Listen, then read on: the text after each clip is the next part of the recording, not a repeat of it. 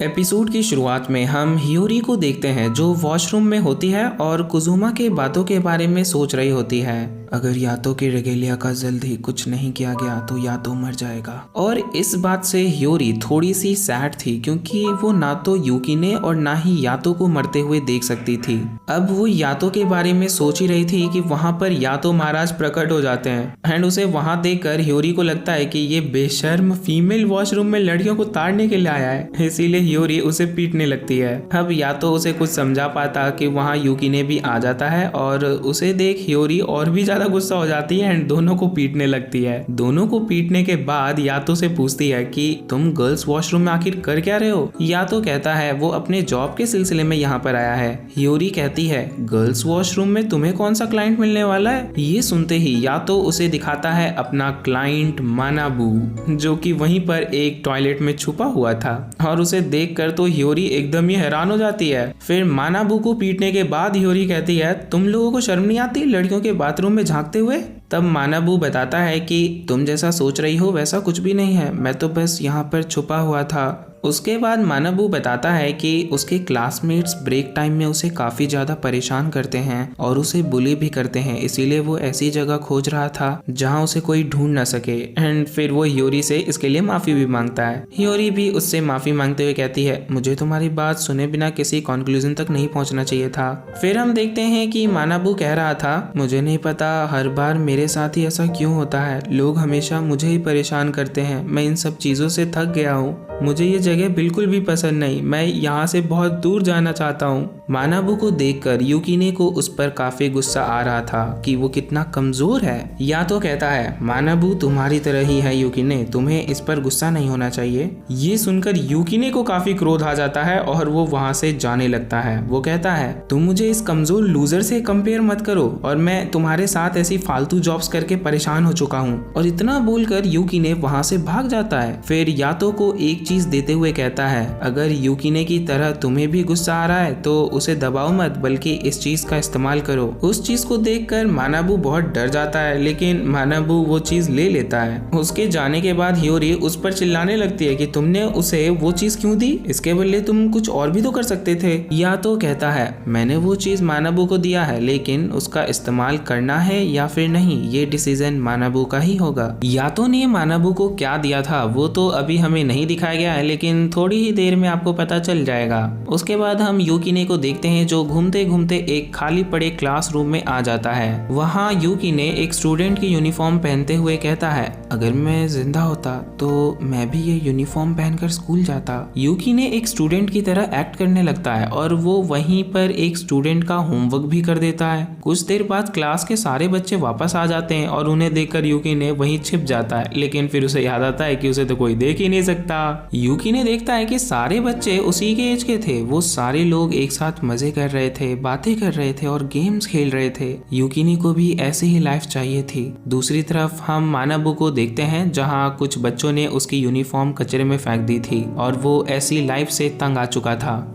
मानाबू और यूकिने दोनों साथ में कहते हैं मेरे साथ ही हमेशा ऐसा क्यों होता है। और फिर यहाँ पर हम लाइफ की वैल्यू को समझ पाते हैं। जो जिंदा है वो छोटी चीजों से परेशान होते हुए अपनी खुशियों को इग्नोर करता है और सोचता है कि ये जिंदगी कितनी बेकार है। दूसरी तरफ यूकिने जो अपनी जिंदगी खो चुका है उसे हर छोटी चीज में खुशियां दिख रही थी। इसीलिए आपके पास जो है उसकी वैल्यू करना सीखो, उसे खोने के बाद वैसे भी आपको पछताना ही है। स्टोरी कंटिन्यू होती है और मानाबू के पास एक फैंटम आ जाता है जो उसे मैनिपुलेट करने लगता है। फैंटम कहता है अगर तुम्हें वो लोग पसंद नहीं है तो तुम उन्हें मार दो या फिर खुद मर जाओ। अगले सीन में हम बिशामोन को देखते हैं जो अपनी रेगेलिया की फौज को लेकर कोफुको से मिलने आई थी। पिछली बार कोफुको की वजह से जो वेंट ओपन हुआ था उनमें से आए सारे फैंटम्स को बिशामोन ने मार दिया और वो कोफुको के पास इसीलिए आई है ताकि वो प्रिडिक्ट कर सके कि अगला वेंट कहाँ ओपन होगा।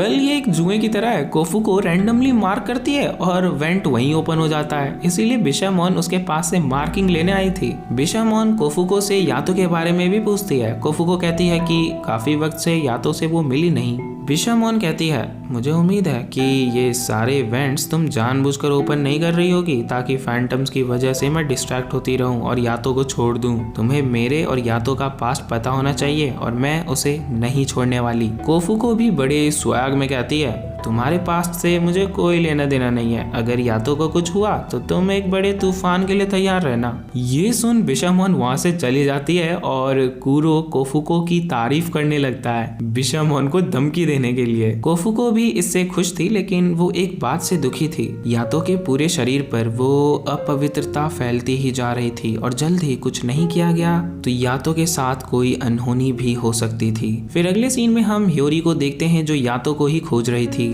उसे यातो एक कमरे में दिख जाता है जो सो रहा था एंड यातो को देखकर उसे कुजुमा की बात याद आ जाती है। अगर उसके घावों को जल्द ठीक नहीं किया गया तो वो पूरे शरीर में फैल जाएगा। इसीलिए ह्योरी उसके घाव को देखने का सोचती है और वो देखने भी जाती है, लेकिन साइमल्टेनियसली यातो भी जाग गया था और ह्योरी को ये बात थोड़ी देर से पता चलती है जब यातो कहता है, तुम ये क्या कर रही हो? और उसे जगा हुआ देख ह्योरी काफी घबरा जाती है और उसे काफी जोर का एक पंच करती है और कहने लगती है, मैं कुछ गंदा नहीं कर रही थी, मैं तो बस चेक कर रही थी। यातो कहता है, तुम पागल हो। फिर ह्योरी बात घुमाते हुए कहती है, यूकिने कहाँ है? यूकिने का नाम सुनकर यातो सीरियस होते हुए कहता है, यूकिने अभी काफी डिफिकल्ट एज से गुजर रहा है और सबसे बेकार बात यह है कि यूकिने हमेशा के लिए इस एज में रहने वाला है। ऐसा समझो यूकिने एक तूफान की तरह है। फिर हम यूकिने को देखते हैं जो बच्चों को खेलता हुआ देख रहा था और उन्हें देख यूकिने को काफी गुस्सा आता है और इस वजह से यातो को दर्द होता है। फिर हम मानबू को देखते हैं जिसके सामने वही लड़का था जो हमेशा उसे परेशान किया करता था। मानबू उसे एक नाइफ देता है और यहाँ हमें पता चलता है कि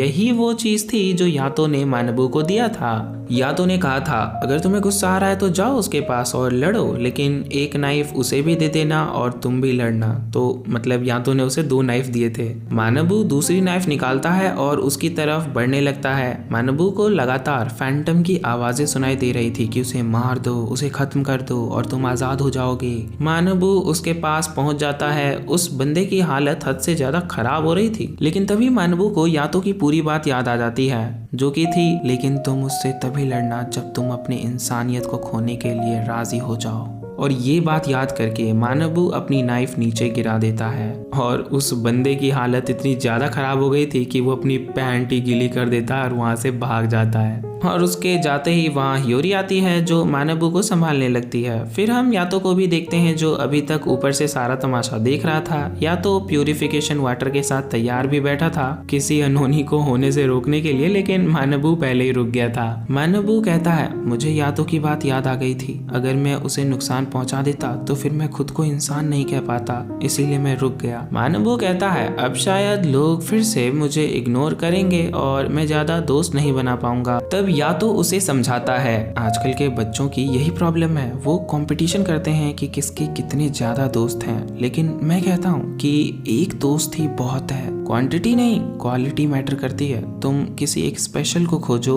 जो 100 के बराबर हो। और उसके बाद मानबू वहां से चला जाता है। फिर यातो की तबीयत बिगड़ने लगती है और हम यूकिने को देखते हैं जो रो रहा था। यूकिने को ये समझ आ चुका था कि उसे कोई नहीं देख सकता और वो कभी कोई दोस्त नहीं बना पाएगा और इस बात से फ्रस्ट्रेट होकर वो रोने लगता है। फिर हम यातो को देखते हैं जो कह रहा था, यूकिने तुमने ये रियलाइज कर ही लिया, तुम्हें जो चाहिए वो पैसा नहीं है, तुम्हें उससे भी बढ़कर एक चीज चाहिए जो तुम्हें कभी नहीं मिलने वाली, लेकिन इसके बाद भी तुम्हें लाइन क्रॉस नहीं करना है। पर हम यूकिने को देखते हैं जो गुस्से में एक बैट उठाकर स्कूल के खिड़कियों को तोड़ने लगता है और इस वजह से यातो जमीन पर गिर जाता है। ह्योरी देखती है उसके घाव और भी तेजी से उसके शरीर पर फैलने लगे थे। ह्योरी को समझ नहीं आ रहा था कि वो क्या करे और फिर उसे यातो की वही बात याद आती है, अगर मुझे कुछ हुआ तो तुम इन दोनों के पास चली आना। एंड ह्योरी अपने शरीर से बाहर आती है और जैसे ही वो यातो को टच करती है वो अपवित्रता उसके शरीर पर भी फैलने लगती है।